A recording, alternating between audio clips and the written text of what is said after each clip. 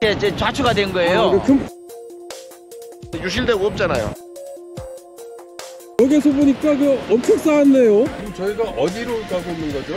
발전소 정상이요. 대단하네요. 산이 그냥 거의 없어지고. 안녕하세요. 오마이뉴스 김병기 기자입니다. 저는 지금 그 삼척에 있는 블루파워 석탄 화력발전소 공사 현장에 나와 있습니다. 제 바로 뒤에 보이시는 곳이 그 공사 현장인데요. 저는 그 산꼭대기를 지금 올라왔습니다. 오늘 여러분들께 소개해드릴 환경새뜸, 환경새소식은 이 블루파워 석탄 화력발전소와 관련된 논란입니다. 그것을 1박 2일 동안 취재해서 여러분들께 소개해드리도록 하겠습니다. 그러면 지금 공사가 진행되고 있는데요. 이 공사는 언제쯤 완공되나요? 지금 이 회사 측의 계획대로라면 내년 4월이 완공이에요. 그럼에도 불구하고 해상 공사가 완공되지 않는 한은 내년 4월 이전에는 최소한 가장 빨라야 내년 4월 이내에는 이게 가동이 안 되는 거죠. 이 회사는 회사채 발행을 했잖아요. 그것도 만기일이 도래될 거고, 회사채 발행하는 것도 포스코 계열이면서 블루파워로 개명을 했지만은 신용 등급은 포스코 등급으로 지금 채권을 발행한단 말이죠. 이게 완공된다면은 어떤 문제가 우려되나요? 일단 바다에 배출되는 온배수가 적은 양이 아니라는 말이죠. 어느 정도 되나요, 온배수가? 초당 25톤 트럭 석 대 정도가 나간다고 봐야 되니까 그럼 초당 60, 70톤 70톤 정도 거의? 초당. 그러니까 연중 계속 된다고 볼 수는 없지만은 중간중간에 온도 변화가 심하니까 식생이 망가질 거고 해양 생태계가 완전히 붕괴가 될 거고. 세 개의 동그란 구조물, 바다에 동그란 게 보일 거예요. 세 개가 저게 가두리 양식장이라는 건데 저기다 고기를 둘 수가 없어요. 온도가 올라가면은. 그렇게 되면은 삼척 경제의 30-40% 이상의 상업권을 가지고 있는 정라항에 있는 횟집들이라든가 상가가 전체가 큰 타격을 입게 된다는 거죠. 지금 여기에 화력발전소가 몇 군데 있다면서요. 지금 어디에 있는 건가요, 화력발전소가? 지금 정면 쪽에 보면은 동해 3단계 항만 방파제가 보이죠. 저기 긴 게. 거기를 석탄이 들어가 가지고 쌍용 양회에 석탄이 이용이 되고요. 야적장으로. 거기서 저기 컨베이어 벨트로 해서 저기 보이는 오른쪽에 있는 게 옛날 부평 화력이에요. 지금도 가동되고 있는 가동이 되죠. 그리고 또 그 옆에 사각형으로 되어 있는 게 지금 현재 GS 동해 화력이라는 얘기죠. 여기 540 메가와트 정도 되죠. 요게 1000메가와트잖아요. 1050메가와트. 이 가운데 삼척시가 쌓여 있는 거죠. 완전 콕 들어가 있네, 완전 정중앙에. 그 아파트 단지들도 많이 보이는데 저게. 그러니까 문제죠. 지금 석탄화력발전소가 내뿜는 발암 물질이 말할 수가 없잖아요. 그래서 지금 그나마 옛날 구동양 시멘트, 지금 산표 시멘트에서 나오는 그 대도시 쓰레기 있죠. 그게 여기서 태워가지고 용광로를 돌린단 말이에요. 그럼 여기에 나오는 발암 물질도 어마어마한데 거기에다가 겹쳐서 동해화력, 삼척화력까지 생겼다? 그럼 동해 삼척, 특히 삼척 주민들은 죽으라는 거죠.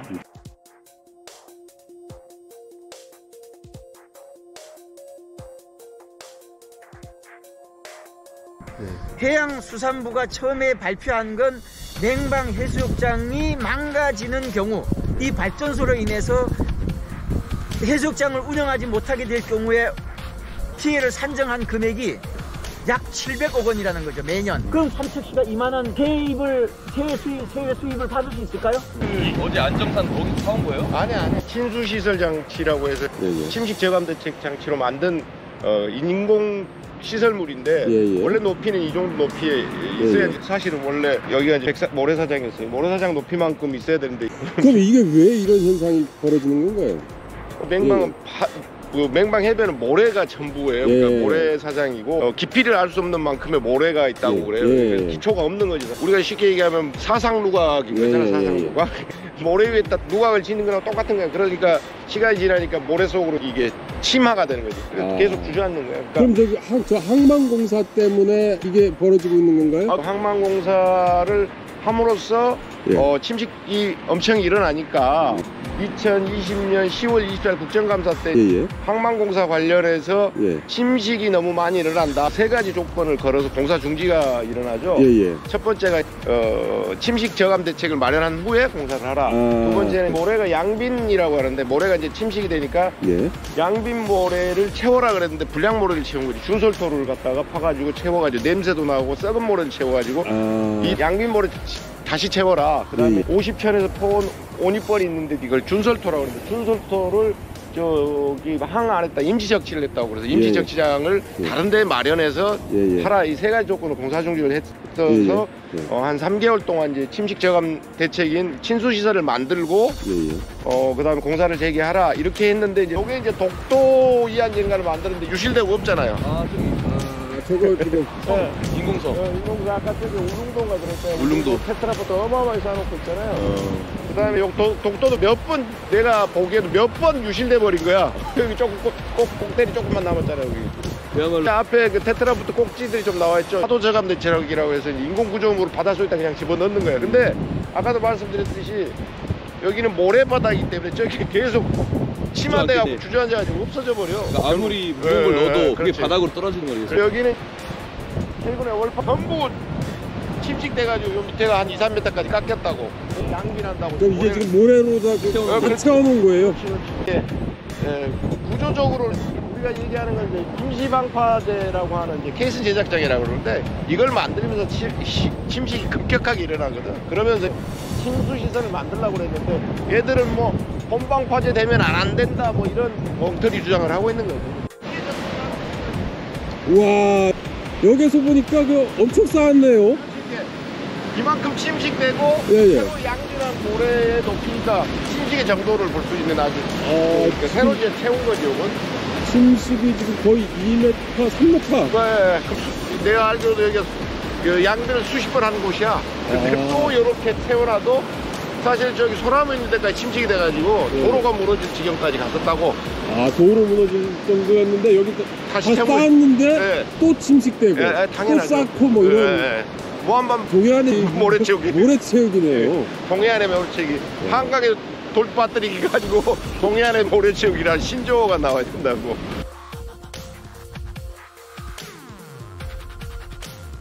삼척구청 앞에서 그 미사 집전하셨다고 하더라고요. 그 삼척 화력발전소, 삼척 그 석탄 화력발전소에 대한 문제점도 많이 아실 텐데요. 한마디로 그 어떤 게 문제라고 보십니까? 그 맹망 해변 그 아름다운 자연을 망가진 거 보고서 그냥 너무 너무 가슴 아파가지고 특별히 저기 침식 되어가지고 사라진 거, 그 해변을 사라진 거 보고서 그래서 너무 깜짝 놀랐고 올 때마다 거기 해변을 사라지는 것을 보고 내 눈으로 보면은 완전히 해변이 거의 다 사라졌다. 대표님 여기 지금 그 몇 시까지 시위를 하시는 거예요? 5시부터 6시까지 피켓 시위합니다. 그 삼척 우체국 앞인데요. 예. 언제부터 피켓 시위를 하고 있는 건가요? 2020년 7월 14일부터 시작했고요. 월, 화, 수, 목, 금 이렇게 매일 이제 토요일은 매일 하고 있고요. 그래서 오늘로써 694일째 피켓 시위를 하고 있습니다. 그거에 이제 앞서서 4시부터 5시까지는 또 탈이요? 탈핵, 탈석탄, 탈송전탑, 그게 앞을 잘 따서 탈 순례라고 합니다. 순례를 4시부터 5시까지 우체국에 출발해서 삼척 우체국에서 출발해가지고 삼척시청을 돌아서 다시 우체국까지 순례를 하면 또 1시간 걸립니다. 그럼 매일 하시는 거예요? 이것도 월요일부터 금요일까지. 주말은 쉽니다. 석탄화력 발전소가 시민들 입장에서 봤을 때는 주거 지역 안에 들어와 있어요. 아직. 다시 말해서 시내와 아주 인접해 있고 발전소에서 반경 5km를 그리면 5km 안에 시내가 다 들어갑니다. 발전소 주변 지역 지원에 관한 법률이라고 있어서 최소로 잡은 게 5km 반경까지는 무조건 피해 지역입니다. 아예 보상을 해주도록 지원을 해주도록 법률로 정하고 있는데 그 범위 안에 삼척 시청을 포함해가지고 지금 우리가 있는 우체국이 당연히 들어가고요. 시내 중심부가 다 들어갑니다. 그런데 그게 어떻게 허가가 난 거죠? 공기업 같으면 도대체 이런 곳에다가는 발전소 안 졌을 것 같잖아요. 예. 이 비극이 시작된 거는 민간 기업으로 석탄화력 발전소를 그 허가권을 넘겨준 민간 기업까지 확대한 정부에부터 이제 그 비극이 시작된 건데 처음에 어느 대통령이 열어줬을 것 같아요? 바로 4대강을 한 이명박 때 모든 게 일어납니다. 이명박 때 4대강 핵발전소 확대, 그 다음에 또 석탄화력 민간 이제 기업까지 이제 넘겨주는 그때 시작이 됐는데 공기업 같으면 절대 이런 데다가 안 짓죠. 그런데 민간 기업인 동양 시멘트가 자기네들이 석회석 다 파먹은 석회석 광산 자리에다가 폐광산 석회석 폐광산 자리죠. 거기가 꼭 분화구처럼 생겨 있어요. 거기에다가 석탄화력 발전소를 지면 이제 자연 그 복원을 해줘야 되거든요. 이제 그 광산을 다 캐고 나면 복원하는데 돈이 들겠죠? 엄청 들겠죠. 그 돈을 안 들여도 되죠? 발전소 치면? 그러니까 완전 꼴 먹고 알 먹고만 생각한 거예요. 자기네 돈 버는 것만. 포스코가 그 항만공사를 하면서 부실공사를 했어요. 침식이 대규모로 일어나니까 8개월에 공사를 못했던 것 때문에 항만공사가 재공기를 채워에 못한 거예요. 지금 현재 이미 만들어져 있어야 돼요. 근데 지금 못했단 말이에요. 그런데 4월부터 시험 운전에 들어가야 되는데 석탄이 없잖아요. 그러니까 얘네들도 이미 준공이 안 될 걸 아니까 작년 4월에 산자부에다가 공문을 보내요.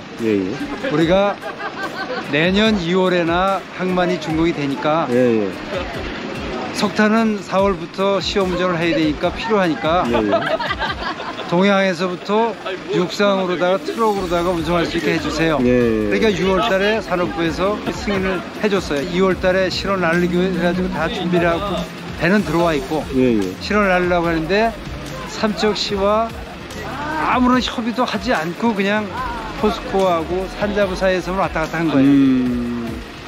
주민들의 건강을 지켜줘야 될 시의 입장에서 봤을 때는 연탄가루 풀풀 다니면 석탄가루 풀풀 다니는 트럭이 400대 500대 다니는 걸 어떻게 허용을 해요. 협의도 안 해도 되는데 시민들이 다 들고 일어나서 난리가 나니까 우리는 이거 허가할 수 없다. 산자부에다가 공식적으로 공문을 보내요. 시에서 여기도 기관이니까 그러니까 육상, 운송, 철회 요청 공문을 보내요. 그 다음에 삼척시 의회도 무슨 소리냐, 시민 건강을 지켜야 되는데 육상 운송이란 말도 안 된다. 그 다음에 바다로 가는 것도 안 되고 운송, 석탄 운송은 뭐로만 가능하냐면 항만공사 완공해서 거기에서 컨베이어 벨트로 이송하는 원래 환경영향평가상에서 나왔던 방식만다가 석탄 운송이 가능하다. 절대 불가의 성명서를 삼척시의회에서 만장일치로 성명서를 발표하고 저희가 봐서는 내년 2월에 항만이 정상적으로 준공이 돼서 컨베이어 벨트를 타고 그 운송될 그때 이전에는 석탄 운송은 불가하다고 봅니다. 어떤 문제가 발생을 하냐면 올 4월, 10월 달에 상업운전하는 거 1호기 상업운전 이거 물 건너갑니다. 내년 4월 준공 물 건너갑니다. 그런데 금년 10월 되면요 그때부터 상업운전하면 수익이 발생을 하면서 그걸 가지고 돌아오는 회사채, 만기 회사채를 막아야 될 거 아니겠어요? 만기 회사채를 막지 못하는 상황이 발생을 합니다. 1년 늦어지면서. 그러면 파산 문제도 생각할 수 있는 거죠. 지역 주민들이 주거권, 생명권, 건강권을 잃는 위치에 들어와 있고 또 아름다운 맹방 해변을 잃었고 그런 지역적인 거고 지구적인 관점에서 봤을 때는 다 아시는 것처럼 저기서 하루에 얼마를 태우느냐 하면요 17,000톤을 태웁니다. 하루에 석탄을 25톤 트럭으로 680대분을 태우는데 그 연기를 삼척 시민들이 먼저 마십니다. 그리고 먼저 죽어가겠죠. 그런데 지구가 어떻게 되느냐 하면 지구 온도를 올리는데 직격탄입니다. 그렇죠. 그러니까 지구 온도가 올라가기도 1.5도 넘어가면 6번째 멸종기로 간다는 건데 절박한 시대에 삼척 석탄화력 발전소 짓는 거는 도저히 우리는 지역 주민으로서 또는 지구 생명을 지켜야 되겠다고 하는 생명운동하는 사람 입장에서 도저히 받아들일 수가 없는 거예요.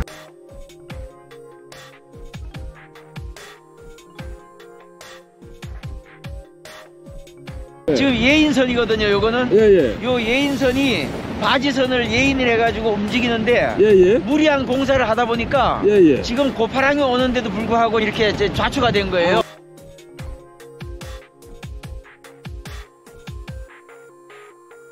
이제 사회사 기후정의 사업에서 조직을 담당하고 있는 박윤준이라고 하고요. 힘들어요. 이게 우리 현실이거든요. 무궁화호 없어지고 있죠. 지금 시내버스 요금 올린다고 하죠. 전기요금, 가스요금 공기업 적자 논리 내세우면서 가격 현실화 올리고 있죠. 점점 민중들의 삶은 위태로워지고 있다는 것이죠. 그렇기 때문에 저는 제가 화나서라도 우리가 모여야 한다. 이런 이야기들이 저만의 이야기가 아닌 거잖아요. 우린 다 삶의 터전을 빼앗긴 사람들로 살아가고 있어요. 국민이지만 난민이에요.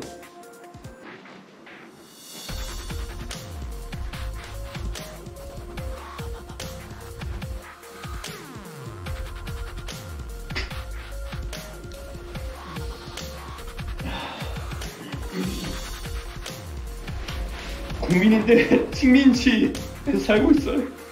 저는 뭐 같이 나누니까. 근데 기후위기의 문제도 그러니까 우리 침묵의 살인자들이라고 기후위기를 계속 얘기하는 것처럼 그러니까 천천히 다가오기 때문에 이제 못 느끼는 거야. 냄비 속에 개구리인 거야. 그냥 계속 불 떼고 있는데 지금 지질 줄 모르고 있는 거야. 이런 상황들이라고 보는데 그래서 나는 거점 투쟁이라고 하는 것도 우리가 전력으로서 필요하다고 보는 거지. 어느 항목에 이게 축약하고 집약할 수 있는 투쟁의 전선들을 키워 자본가들과 권력을 진짜 혼낼 수 있는 거. 여기를 하나의 기점 성공하고 하나의 기점 승리를 한다면 그 승리의 도미노는 어마어마하게 커질 거라는 생각들이 많이. 4월 달에 세종에서 벌어지는 전국적인 이 파업에 이미 많은 사람들이 동참하겠다고 결의를 밝히고 있어요. 왜 세종에서 하냐? 정부 청사가 있으니까. 왜 파업이냐? 금요일에 공무원들 일하잖아요. 공무원들 만나려면 평일에 파업하지 않고서 만날 수가 없더라고요. 저희 파업 그래서 평일날 힘든 되게 어려운 일이지만 금요일에 가서 공무원들 향해 소리치고 외치려고 합니다. 그래서 그날 힘 모아주시고 세종에서 뵈면 참 좋겠습니다. 함께 살기 위해 멈춰! 4.14 기후정의 파업 세종으로!